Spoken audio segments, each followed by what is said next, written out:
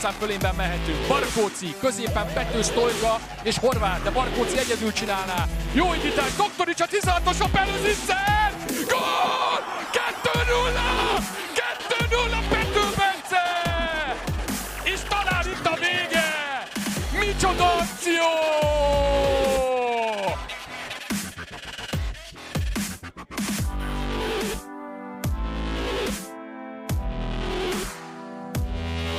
És ezt a mérkőzést jól király lett. Termelte a gólokat. Idén pedig azt láthatjuk tőle. Most egy önző játékot. Gólos. Gólpassza is van. 2026-ban Barkóczy bent tartja.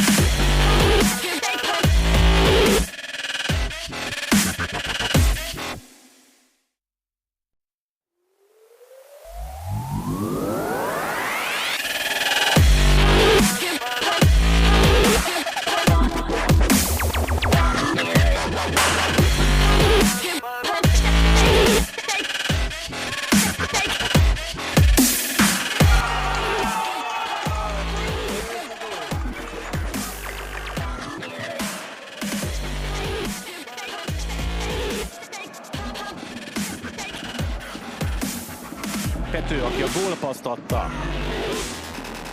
Doktorics, és ott a második. Jól játszik a Vasas, és érkezik az újabb gól. Barkóczy Barnabás. A fiatal Vasas játékos.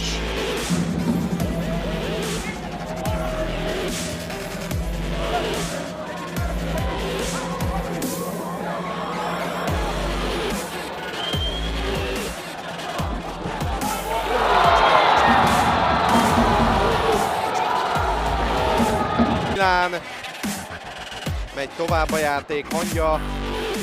Van egy csúsztatás, ajaj, Barkóczy. Barkóczy küldi kapura, gól. 2-1, 80. perc, szépít a Vasas. Csereként vált Barkóczy, még izgalmassá tesz az utolsó 10 percet.